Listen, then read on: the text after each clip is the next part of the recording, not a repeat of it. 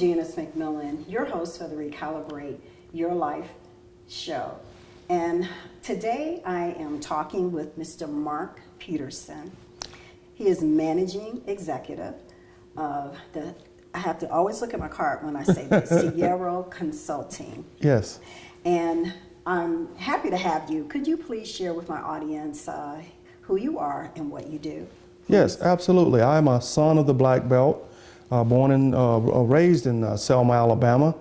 Got a chance to start my entrepreneurial career in the Black Belt with a lot of small businesses. Continued that in college, where I tried to launch a grocery store, or grocery store chain at the time. That inspired me to go back to graduate school and learn a lot more about business, strategy, operations, finance. And after that, got a chance to work with some of the country's greatest businesses and brands. I worked at General Mills, where I had the pleasure of doing some work with Cheerios, Accenture, Equifax, Choice Point, and then got a chance to launch my own company where we built high-tech biometric systems and had contracts with the government as well as some of the largest banking institutions in the world. And got an offer from someone to buy that company, and like they say, it was an offer too good to refuse, and that gave me the chance then to recalibrate my life and start finding ways to help small businesses kind of follow the journey that I followed. And we need people like yourself that can help people who are interested in starting small businesses to help kickstart that entrepreneurial thing. You know, I'm an entrepreneur, and I believe that we all need to have that kind of mentorship and business advice from people like yourself.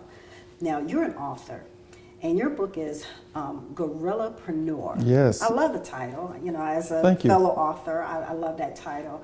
Please share with my audience what Gorillapreneur is all about. Well, Gorillapreneur is a combination of the word gorilla, like the gorilla fighter, and the word entrepreneur. And the reason that title had significance for me is that it reminded me of my time in Selma growing up, where you had to take whatever was available to you and utilize that to the greatest end to win whatever effort you were fighting to accomplish. And many of the greatest revolutionaries around the world, including our own George Washington, cast himself as a guerrilla fighter when taking on a much larger, much better capitalized English army in order to build this great nation. So guerrilla for me, in thinking about business, and particularly for small businesses, is trying to set that mindset that you want to be preserving capital. You want to be leveraging every opportunity to save money in order to invest that in what I call slingshot technology. Slingshot technology is the technology that David used to defeat Goliath. You know, he couldn't have beat Goliath in hand-to-hand combat, but that slingshot gave him the ability to stand 25, 50 feet away and hurl a rock at speeds that brought the giant to the ground. I want small businesses thinking about their business plans in that way and building technology in that way. Building technology that will let them compete and serve at a price cheaper than the Goliath, so that they can bring that giant to the ground. Okay, and I'm going to get back to that, but I want to talk about your Gorillapreneur. Years ago, there was a book out entitled Guerrilla Marketing. Yes. And it was an approach that a lot of young entrepreneurs, or just entrepreneurs in general, were using to push their business. How is that different? Well, or is there any difference? Yes. In the same vein, the Guerrilla Marketing book focuses specifically on marketing. I start with that concept as a core part of your strategy. So specifically, I want you, when building your business, to start first with the business design that looks at the sharing economy and figuring out ways that you can use assets that are already in place in order to build your business. Right? So I think of Uber as a guerrillapreneur business. Right? They didn't go out and buy a bunch of cars. They used cars that were already on the market owned by someone else and Yes. built a billion-dollar business. So guerrilla marketing would say, now take that business and market it in a cheaper way than what the traditional companies do. Okay. So we fit together where I look at a more holistic view of how to build the business using guerrilla thinking. They apply that just to marketing. How well has your book been successful? It has done better than I expected. It has Okay. taken me around the country, giving speeches at different colleges. I've ended up teaching at a few colleges because of the book. That's great. It really has blessed me. That's great. Well, if you're just tuning in, this is the Recalibrate Your Life TV show with Janice McMillian. And today we're talking about technology in your business brand. And I have the pleasure to talk with Mr. Mark Peterson. And we're going to be right back after this commercial.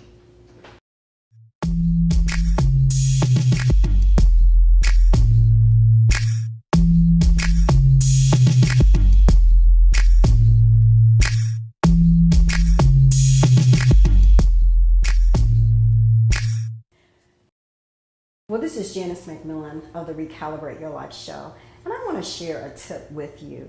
It's called Eat, Digest, Manifest. And what do I mean by that? Well, let's start with eat. You want to take in things that are going to help you expand from right to left. You want to take in things that are going to help you to grow with your vision for your life. Just as you would eat natural food, you want to be able to bring in not just information, but you want to bring in the kind of knowledge that's going to shape your life in a very profound way. Digest.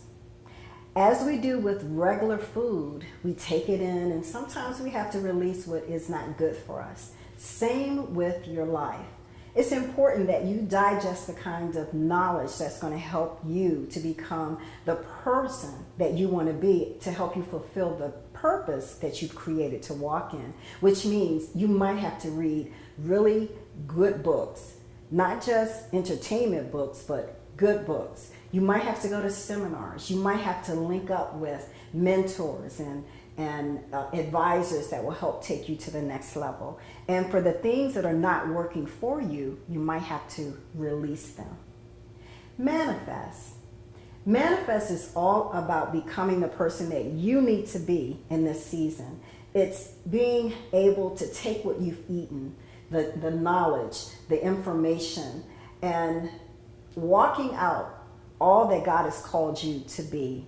You want to manifest strong. So, eat, digest, manifest to be all that you've been created to be. Welcome back. I'm Janice McMillian, your host for the Recalibrate Your Life show. And today we're talking about technology and the business brand. And before the break, we were talking about Guerrillapreneur, Mr. Peterson's New York Times best-selling book. Oh, I wish it was. It's going to happen. It's definitely going to happen. But we were talking about the Goliaths and the Davids. Right. And when I hear that, I think about competition. Right. When I hear that, I think about a young boy who sees this mammoth monster who is in his way. Correct. And he has to do whatever he has to do to knock that Goliath down. That's correct. So let's talk about just the messaging behind the David and the Goliath message that you have in your book. Right. And that's the full title of the book, is Small Business Strategy for Davids Wanting to Defeat Goliaths. Okay. And the messaging in the book is just that. There are a lot of small businesses that face off against Goliaths that get crushed because they don't have a strategy and they don't have an approach to thinking about how to take on these Goliaths. The first thing I encourage in that head-to-head competition is to figure out what you're good at, what you can invest in that will destabilize the market. That's in the last segment we talked about that slingshot technology. Right. David was not going to go out there with a sword and fight Goliath hand-to-hand combat. That would have been foolish. But the slingshot leveled the playing field. It let him utilize his speed and flexibility to move around on the battlefield and pick the appropriate point to release the shot that brought the giant down. That's how I want small businesses to think about their business plans and competing with the giants. Now, and you know, what came to my mind when you said that, he used something that Goliath did not anticipate or expect. He used something, a gift, a talent, or an ability that Goliath may not have been aware of. That's right. Could that be a leverage for small businesses as well? Absolutely, absolutely. When you look at the companies that have been disrupted, that have gone on to become Goliaths themselves, they started out with a talent, a technology, or a capability that the giant had no idea existed. Right. Let's talk about Walmart. Walmart was a startup at one point. They built a technology platform that linked all their stores to all their distribution centers and let them turn their inventories faster than any other retailer. They were a baby-sized company taking on Kmart when they launched that technology. Right. And in the same vein, I think small businesses out there should look to develop new capabilities that the giant has no ideas out there. Right. And that give you the ability to serve at the same level as the giant. Now, why do I keep emphasizing that? Consumers don't care. If you have a cell phone that you're selling and AT&T is selling one, they want the same price. They want the same service. They want the same capabilities. And just because you're small and local doesn't mean they're going to go with you. You got to be willing to find a way to compete head to head and be as flexible and as dynamic as you can in order to earn that dollar. Right. So that's why David was able to win, like you said. He brought something to the table that the giants did not expect. Wow. And that allowed him to destabilize the market. It's very interesting.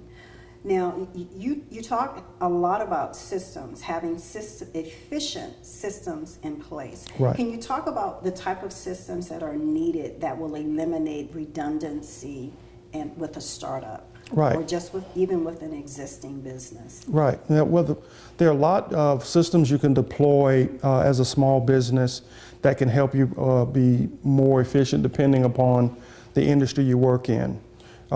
McDonald's, for example, they have a great point of service system that shoots the order directly back to the cooks, that starts the drink carousel turning, and so that all of those meet up at the same time.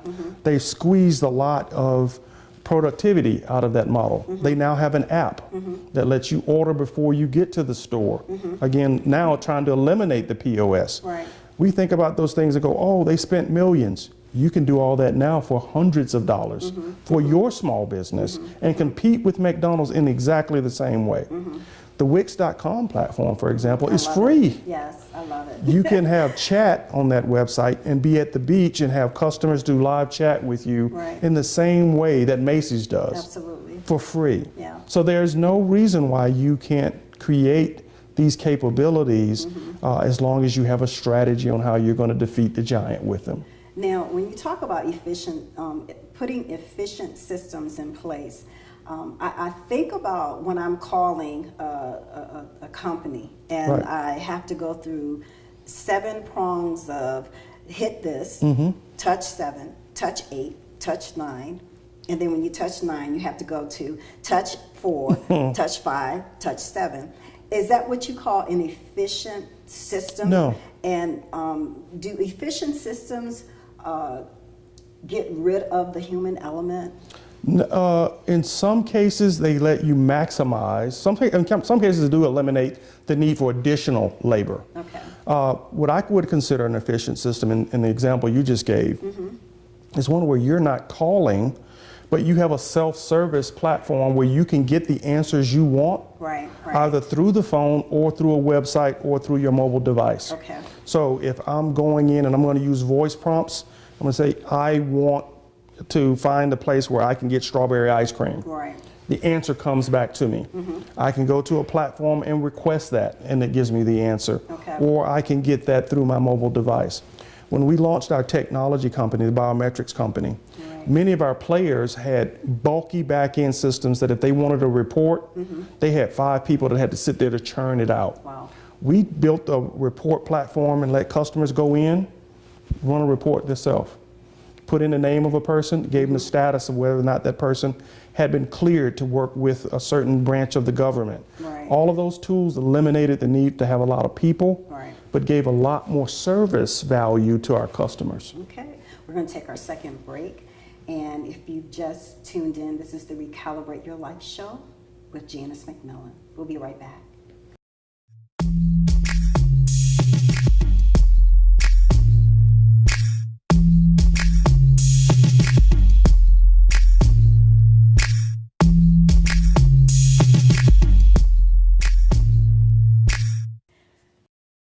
Hi, my name is Mark Peterson, and I'm your small business consultant.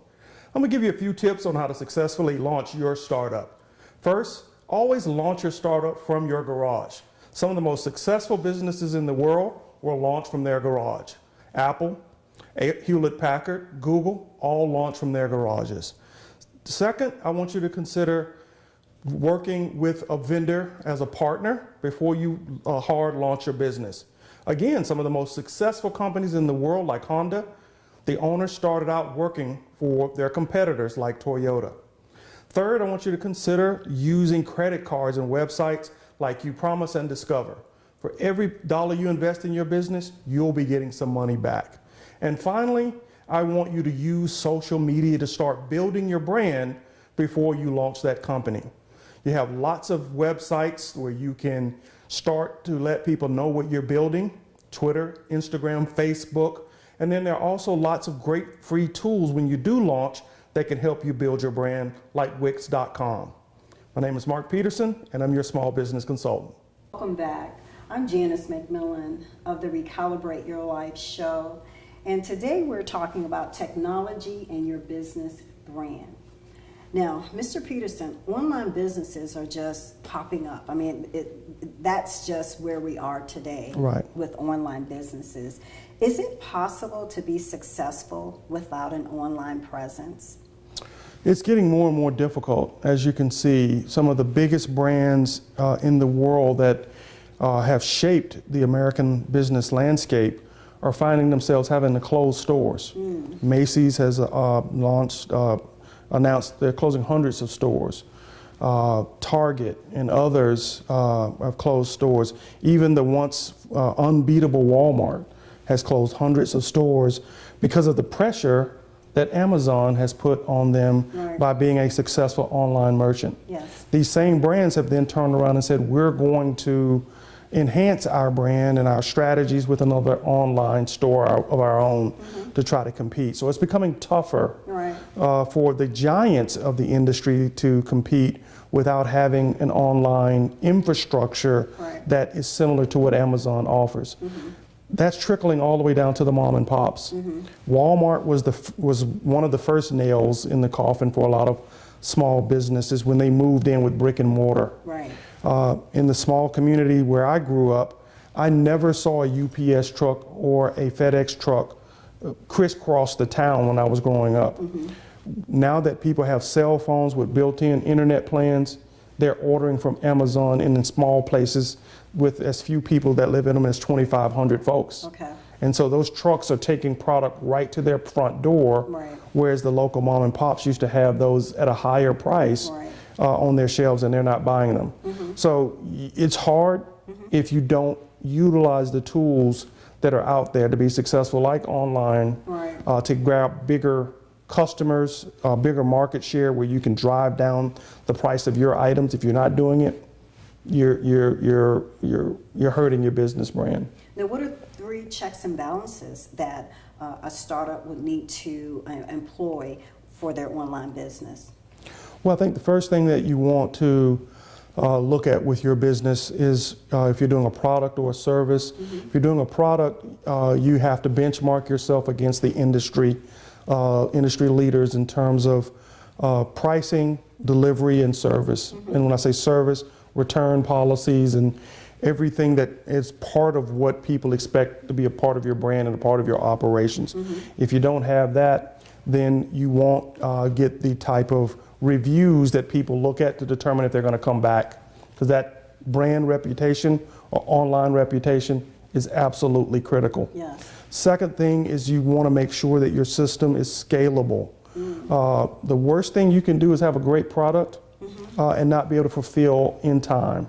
right? Okay. I think about Patti LaBelle, and whenever she sells those pies at Pies. Walmart, that you can never find them. Right. Now, that frustrated me because Walmart was known for never stocking out.